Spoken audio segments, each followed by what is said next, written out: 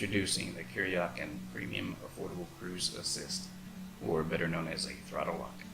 I bought this for my 2018 Indian Scout Bobber Thunder Black Smoke ABS edition. Everybody knows how much it sucks to be on a long trip and have to constantly be on that throttle. Your wrist starts hurting, it gets sore. So to keep that from happening to me, I went ahead and bought one. I've had them on all my previous bikes and they're nice to have. This kit comes with a throttle collar with a silver ring around it and 3 set screws. It also comes with 3 rubber spacers for the throttle. The arm assembly that will fit over the switch housing and will clamp on your handlebar.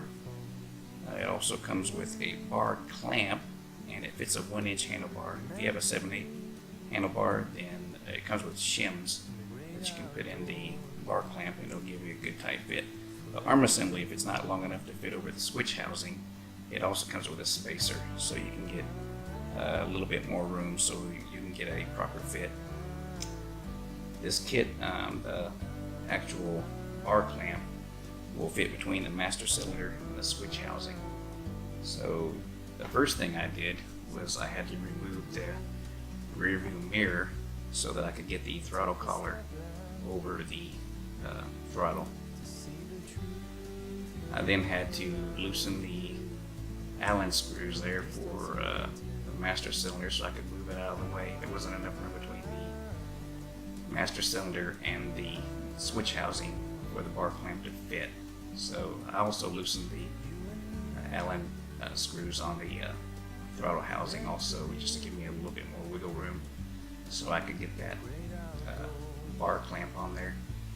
Here I'm just kind of putting the throttle collar over the handlebar, and you have to push that all the way up to the switch housing as far as you can get it. Once you get it all the way up there, then you will take the bar clamp and just push it over the bar. You'll kind of have to finagle it a little bit. It was a little bit of a tight fit, but I finally got it. Here I'm just checking the fit to make sure it wasn't interfering with any of the buttons. You'll see the thumb, the set screw there.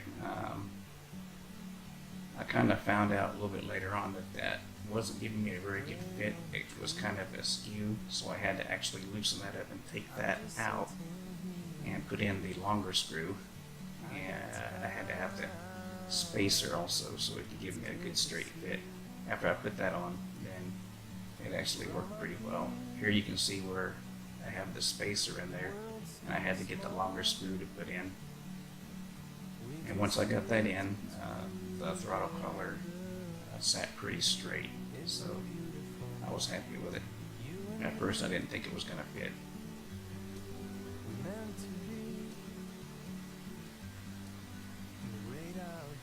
And another note, make sure that you don't tighten the set screw too much, because if you do, then it's going to be really hard to actuate that thumb lever. You don't want that, because you want to be able to flick it with your thumb and it just pop right off and release the tension. If you have it too tight, it'll be hard to push down and it'll be hard to bring back up, and that could create a dangerous situation if your throttle gets stuck.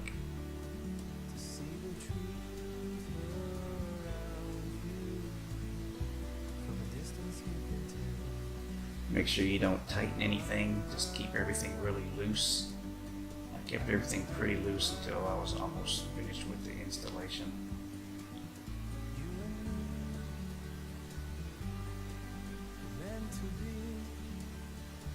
So I'm putting the back side of the bar clamp on.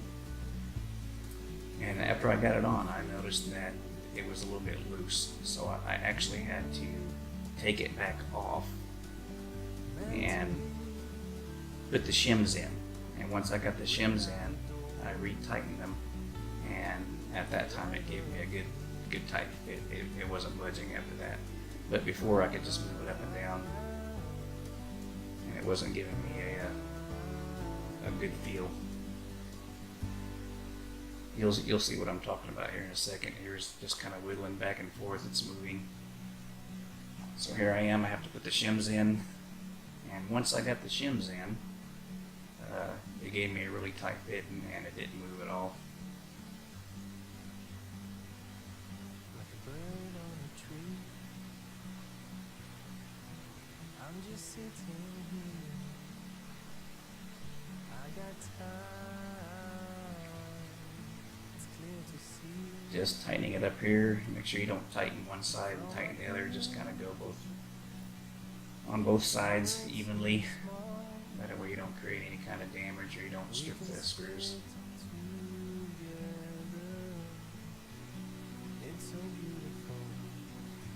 Here I am tightening up the switch housing.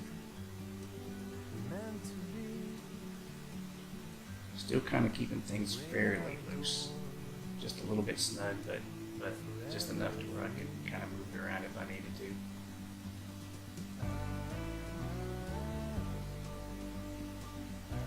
So I'm just making sure it's in the right place so it doesn't interfere with the switches. And then the master cylinder, I just moved it up, gave it a little bit of a snug, just to see how the fit would be. And once I got everything in place, I pretty much kind of started tightening everything down. Right here, there's 3 set screws that sit around the throttle collar. It actually holds that rubber piece in place. You don't want to over tighten it because it'll deform that rubber and it'll look terrible. You just want to get it tight enough to where it's flush with the collar. I actually over tightened it the first time and the rubber was kind of bulging out. It didn't look good at all. So I had to back off.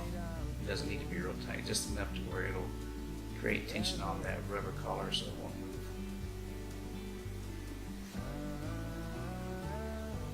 I actually, whenever I tightened the master cylinder, I actually adjusted it so when my hands sat on the throttle, I didn't have to bend my wrist to grab the brake.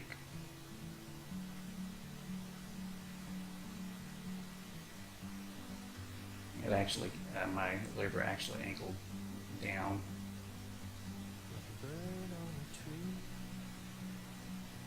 It was a lot more comfortable that way. Here I am checking to make sure that the thumb lever was giving me enough tension so that the throttle would not rock back.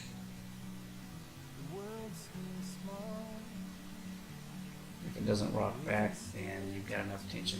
If it kind of rocks back a little bit with vibration, then it's not tight enough. Once I got everything set, I put my throttle boss back on. Good thing about the throttle boss is I don't have to have a tight grip on that throttle. And that's it. It's pretty simple. Works really well. I went out and tested it, and it works great. Alright, if you're thinking about getting a throttle lock, then this is a really good one. Better than the cheap plastic.